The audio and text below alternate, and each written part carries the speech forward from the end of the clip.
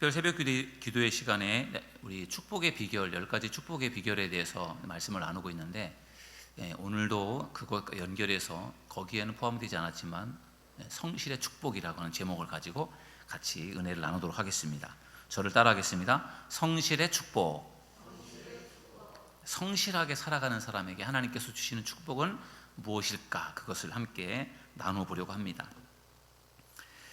존 맥스웰 목사님, 또 박사님이기도 한데, 이 존 맥스웰 박사는 리더십 분야의 아주 전문가입니다. 이분이 성공에 대해서 이런 말을 했어요. 성공은 매일매일 이루는 것이다. 하루하루의 성실함이 쌓이고 쌓여서 결국 성공에 이르는 것이다. 이 맥스웰 박사는 이런 말을 또 했어요. 한 사람이 어떻게 사는지를 관찰해 보면 그 사람이 성공할 수 있는지 없는지에 85%를 맞출 수 있다. 하루 어떻게 사는지를 보면 이 사람 성공할 수 있다, 이 사람은 성공 못하겠다, 그거를 안다라는 거예요. 그만큼 하루하루의 우리의 삶이 중요하다는 것입니다. 하루의 삶이 이렇게 중요한 것입니다. 하루를 성실히 사는 사람은 반드시 성공을 할 수 있다는 것입니다. 우리가 성공을 하든 못하든 우리에게 하루하루의 시간이 매우 중요한데, 매일매일 우리가 성실하게 살아야 하는 이유가 몇 가지 있어요. 왜 우리가 성실하게 하루하루를 살아야 되는가? 첫 번째는 우리는 청직이기 때문에 그렇습니다.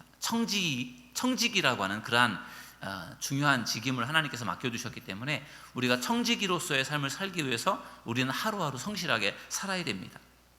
여러분, 우리 인생의 주인은 누구시죠? 내가 아니라 하나님이십니다. 하나님이 우리 인생의 주인이십니다. 우리는 청지기예요. 우리들의 물질만이 아니라 시간조차도, 하나님께서 우리에게 맡겨주신 시간조차도 그게 내 것이 아니라 하나님의 것이라는 거예요. 그래서 우리는 그 시간조차도 정말 성실하게 절약해서 열심히 살아서 우리가 하나님 앞에 설 때 내가 너에게 준 인생, 내가 너에게 맡겨준 시간, 물질, 그걸 어떻게 사용했니? 라고 하나님께서 물으실 때 우리는 청직이기 때문에 하나님께서 맡겨주신 것을 가지고 우리가 이렇게 살았습니다 라고 우리가 보고를 잘 해야 하나님께서 기뻐하시지, 하나님께서 맡겨주신 것을 제대로 관리하지 못하면 우리는 결국 악하고 게으른 종이 될 수밖에 없을 것입니다. 우리는 청지기이기 때문에 성실하게 살아야 되는 것입니다. 두 번째는요, 시간을 돌이킬 수 없기 때문에 그렇습니다. 흘러간 시간은 결코 돌아오지 않습니다. 시간은 수억 원을 주고도 살 수 없어요. 그렇기 때문에 우리들은 시간을 소중히 여겨야 되고 성실하게 살아가야 할 줄로 믿습니다. 우리에게 허락된 시간은 오늘밖에 없어요. 어제는 이미 지나간 시간이고 내일은 아직 오지 않았고 우리는 오늘 하루를 사는 것입니다. 그래서 오늘이 매우 중요합니다. 그래서 오늘 하루하루에 최선을 다하는 것이 매우 중요합니다. 세 번째, 우리가 매일매일 성실하게 살아가야 하는 이유는 예수님도 성실하게 사셨기 때문에 그렇습니다. 예수님께서 가버나움에서 사역을 하실 때 예수님의 하루 일상을 보면요, 예수님께서 어떻게 사셨는지를 우리가 엿볼 수 있어요. 가버나움에서 예수님께서 회당에서 가르치는 일을 하셨어요. 그날 회당에서 가르치는 일을 하시고 귀신을 쫓아내셨어요. 그리고 베드로의 장모의 집으로 가서 베드로의 장모의 열병을 고칩니다. 그러자 많은 병자들이 예수님에게 몰려왔어요. 저녁 무렵에 예수님께서 그 병자들을 다 치료해 주셨습니다. 그리고 예수님께서 늦게 잠을 주무시고 그 다음날 예수님께서 무슨 일을 하셨느냐? 새벽에 한적한 곳에 가셔서 기도를 하셨어요. 그리고 제자들과 다른 마을로 전도하러 떠나십니다. 예수님의 하루 이틀의 여러분 일상을 한번 보세요. 얼마나 예수님께서 열심히 부지런하게 성실하게 사셨는지를 우리가 볼 수 있습니다.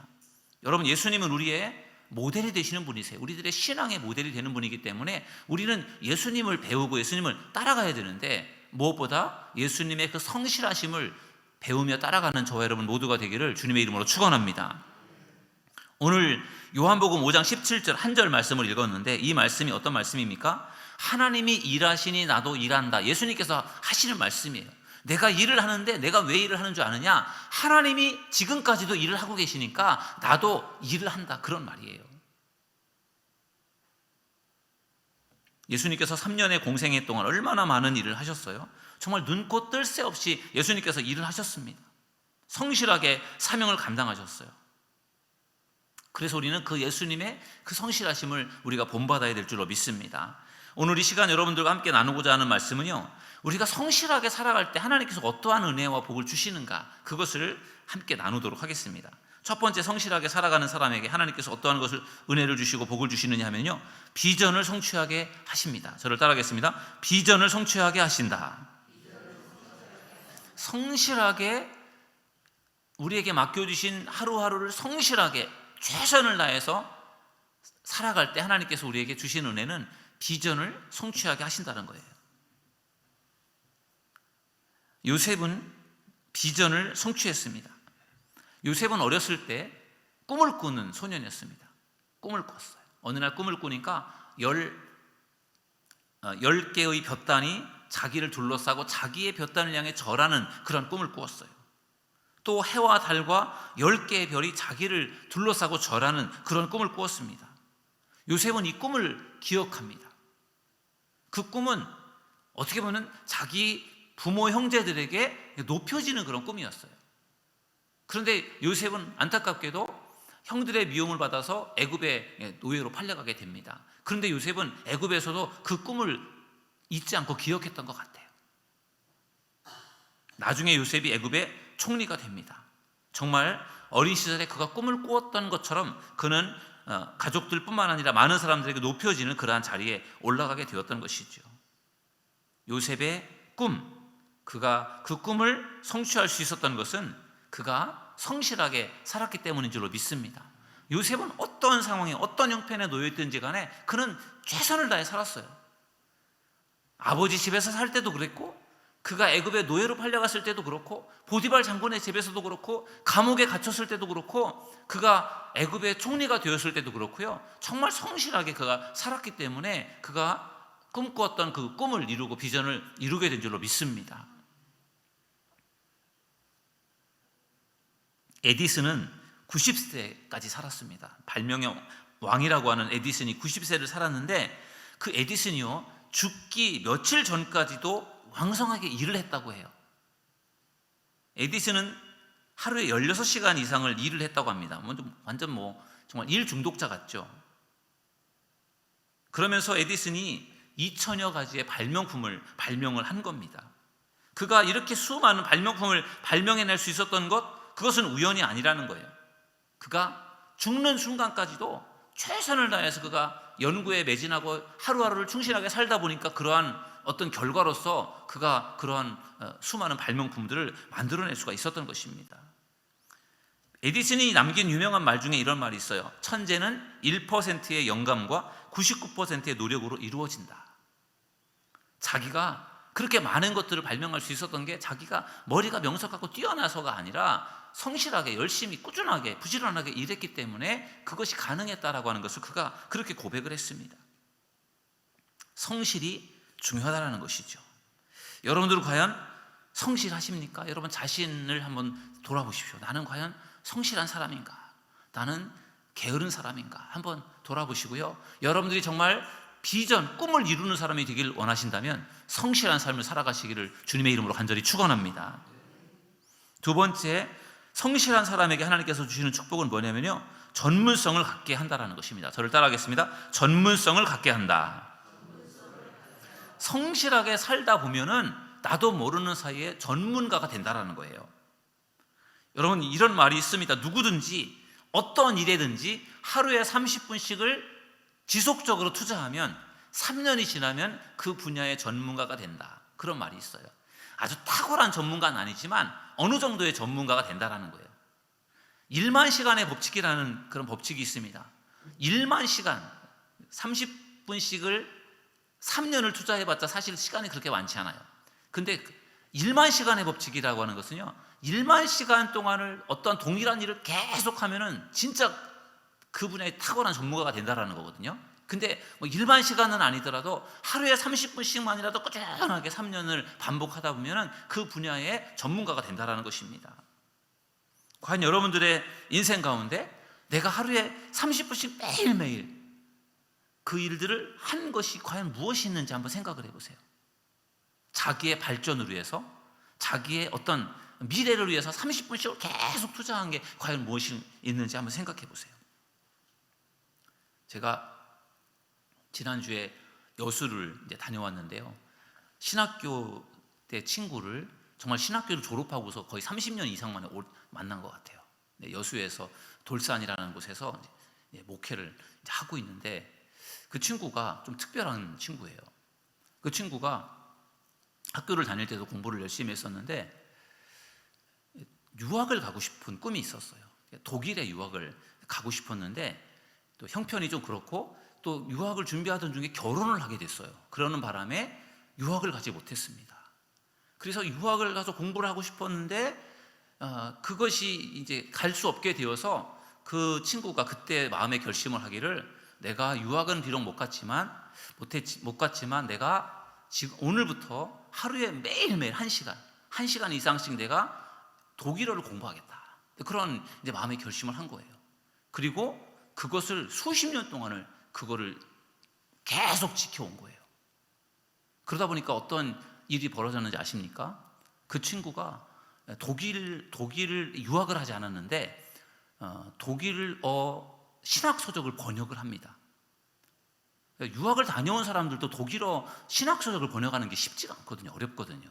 근데 유학을 다녀오지 않았는데 독일어로 된 그 신학 서적들을 10권 이상을 지금 번역했어요. 지금도 계속 번역을 하고 있어요. 그게 참 놀랍더라고요. 그게 저는 성실의 축복이 아닌가 그런 생각이 들어요. 꾸준하게 매일매일 공부를 하다 보니까 전문가가 된 거예요. 우리 그리스도인들은 하루에 30분씩 영적 생활에 투자해야 될 줄로 믿습니다. 하루하루 매일매일 성경을 읽고 기도하는 시간을 정말 30분씩을 꾸준하게 우리가 지속적으로 가져간다면 분명히 우리가 영적으로 탁월하고 뛰어난 그러한 믿음의 사람으로 성장할 수 있게 될 줄로 믿습니다. 연초가 되면 결심을 하고 성경도 읽고 기도도 하고 그러지만 그게 작심삼일로 끝날 때가 참 많습니다. 그래도 상관없어요. 다시 시작하세요. 내가 하루에 30분은 내가 어떤 일이 있어도 내가 성경을 읽고 기도하는 시간을 내가 갖겠다. 그런 마음으로 여러분들이 매일매일 그 시간을 지켜나가려고 애를 쓰다 보면은 여러분도 모르는 사이에 영적으로 성장하고 탁월한 성도가 분명히 될 줄로 믿습니다. 신앙이라고 하는 것이 시간이 지난다고 해서 자연스럽게 성장하는 것은 아닌 것 같습니다. 직분이 주어진다고 해서 믿음이 자연스럽게 성장하는 것도 아니에요. 열심히 사역해야만 믿음이 성장하는 것입니다. 요셉은 성실하게 일하면서 전문성을 갖게 됩니다. 보디발의 장군의 집에서 그가 가정 총무로서 일을 하지 않습니까? 그러면서 그 보디발이라고 하는 사람이 애굽 시우이 대장이기 때문에 지금으로 말하면은 어떠한 경호실장 같은 그러한 높은 직책에 있는 사람이고 그 집 안에 죄인들을 가두는 감옥이 있을 정도로 그렇게 큰 그러한 집안을 경영했던 사람이에요. 그렇기 때문에 보디발 장군의 집에서 어떤 가정의 일들을 돌보는 총무의 역할을 한다는 것은 그것은 큰 살림살이를 하는 것이었습니다. 요셉이 그 일들을 맡아서 하게 될 때 그는요 어떻게 보면은 가정 총무의 역할을 하면서 가정인 경제와 경영을 배우게 된 겁니다.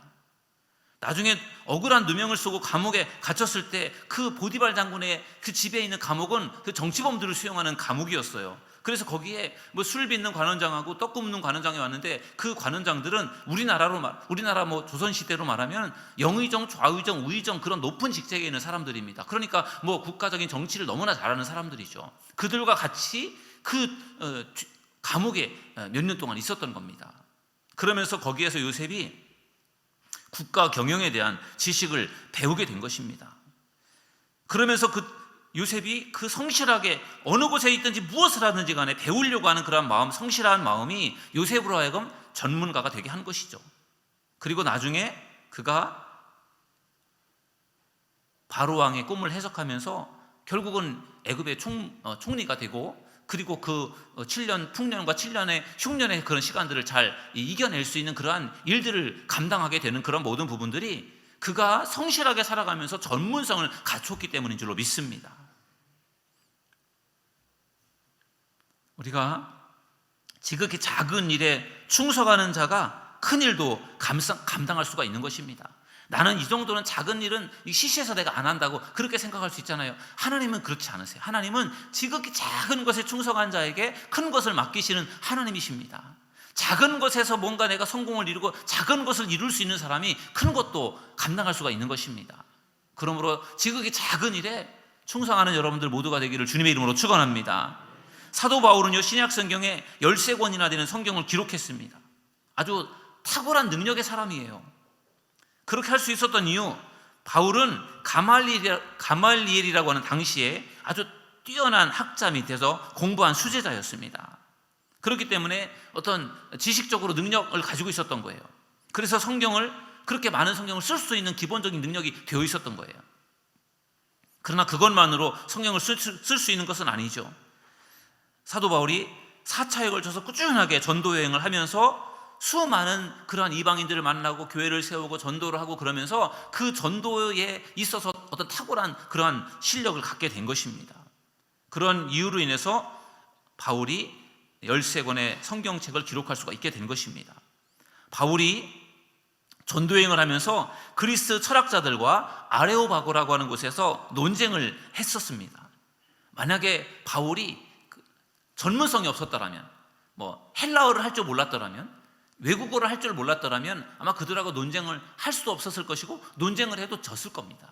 그런데 바울이 어떤 그 공부했던 부분과 또 전도하면서 경험했던 그런 것들로 인해서 전문가가 되었기 때문에 그들과 논쟁에서 이길 수 있었고 그들조차도 전도할 수 있는 그러한 능력자가 될 수 있었던 것입니다. 그러므로 우리가 성실하게 살아갈 때 어떤 분야든지 간에 전문성을 갖게 된다는 사실을 믿으시기를 주님의 이름으로 축원합니다. 여러분들이 신앙생활을 얼마나 하셨습니까? 10년 하신 분도 계실 것이고 20년, 30년, 40년, 50년 평생 동안을 신앙생활을 해오셨지 않습니까? 그렇다고 할 때 여러분들은 과연 신앙생활을 하시면서 어떤 부분에 나는 전문가다라고 그렇게 말씀하실 수 있는 게 뭐가 있을까요? 나는 성경에 있어서 내가 전문가다. 나는 기도에 있어서 내가 전문가다.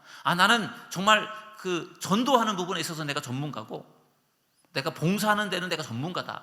여러분들이 뭔가 전문성을 가지고 있는 분야가 분명히 있어야 될 거예요. 왜냐하면 오랫동안 신앙생활하면서 내가 그 부분에 열심을 냈다면 세월이 지나면 거기에 내가 뭔가 다른 사람보다 탁월한 뭔가를 전문성을 가져야 된다는 것입니다. 아직까지 내가 다른 사람보다 내가 탁월한 무언가가 없다고 하면 여러분들이 어느 한 분야에 집중해서 그걸 지속적으로 하지 않았기 때문인 것입니다. 지금부터라도 여러분들이 관심을 가지고 있는 분야에, 여러분들이 은사를 가지고 있는 분야에, 여러분들이 뭔가 하고 싶은 분야에 매일매일 여러분들이 시간을 드릴 수 있기를 주님의 이름으로 축원합니다. 그러면 거기에 전문성을 갖게 될 줄로 믿습니다. 세 번째 성실의 축복은 뭐냐면요, 인정받게 된다는 것입니다. 저를 따라하겠습니다. 인정받게 된다. 성실한 사람이 인정을 받습니다. 요셉이 성실하게 일을 하다 보니까 보디발 장군에게 인정을 받게 됩니다. 얼마나 그를 믿었으면 그 정말 종으로 사온 그 종에게 가정의 모든 살림살이를 맡겼겠습니까? 그만큼 요셉을 믿은 거예요. 바로도 마찬가지입니다. 바로가 애굽의 2인자를 요셉을 시키는데 요셉을 얼마나 믿고 신뢰했으면 요셉에게 애굽의 2인자를 시키겠습니까? 보잘것없는 종에 불과한 사람인데 그가 꿈을 탁월하게 해석하고 물론 그런 부분들도 있겠지만 요셉이 보통 사람이 아니었던 거예요. 그만큼 그가 17살에 그 애굽의 노예로 팔려와가지고 30살이 될 동안에 13년이라는 세월 동안에 그가 많은 발전을 한 거예요. 성실하게 일하면서 그는 전문성을 갖게 되고 그리고 인정받는 자리에 올라가게 된 것입니다.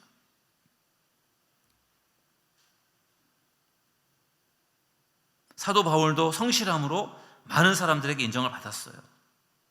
이 바울의 성실함은 그가 3차례에 걸쳐서 전도여행을 갔다 온 그러한 내용들을 볼 때도 우리가 바울이 얼마나 성실한 사람인지를 엿볼 수 있어요. 사도행전 18장 말씀에 보면은 사도 바울이 2차 전도여행을 마치고 3차 전도여행을 출발하는 그 말씀이 나와 있거든요. 한번 말씀을 들어보십시오. 사도행전 18장 21절 22절인데요. 작별하여 이르되 만일 하나님의 뜻이면 너희에게 돌아오리라 하고 배를 타고 에베소를 떠나 가이사랴에 상륙하여 올라가 교회 안부를 물은 후에 안디옥으로 내려가서, 이 말씀을 보면 여기 2차 전도여행이 끝나고 3차 전도여행이 시작되는 말씀이 나와 있어요. 에베소를 떠나서 2차 전도여행을 마칠 때 에베소를 떠나서 배를 타고 가이사랴에 도착합니다. 이스라엘에는 가이사랴에 도착이 돼서 이제 2차 전도여행이 끝났습니다. 그 다음에 뭐라고 말씀하고 있느냐? 올라가서 교회 안부를 물었어요.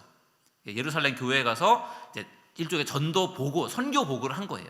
그리고 나서 무엇을 했습니까? 안디옥으로 내려갔어요. 다시 이방 전도의 전초기지인 안디옥으로 가서 또 거기서 3차 전도여행을 떠나는 것입니다.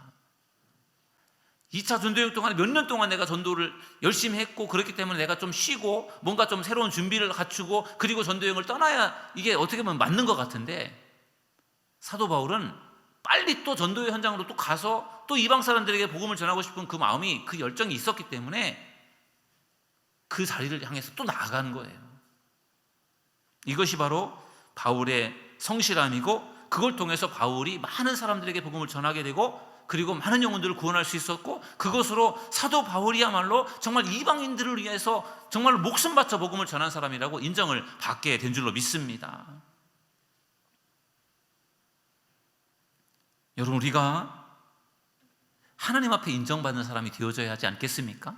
이 땅에서 사람들에게 인정받는 것도 물론 필요하겠습니다. 그러나 사람들은 나를 몰라줘도 하나님이 내 이름을 기억해주고 나를 인정해준다면 얼마나 그것이 기쁘고 즐겁겠습니까? 이 땅에 살아가는 동안에 성실하게, 여러분들에게 맡겨주신 직분, 여러분들에게 맡겨주신 사명 열심히 성실하게 부지런히 감당하는 믿음의 사람들 되기를 주님의 이름으로 축원합니다. 그러면 하나님이 반드시 여러분들을 인정해 주실 줄로 믿습니다. 오늘 성실한 삶을 살아갈 때 하나님께서 우리에게 주시는 축복이 무엇인지를 나누었어요.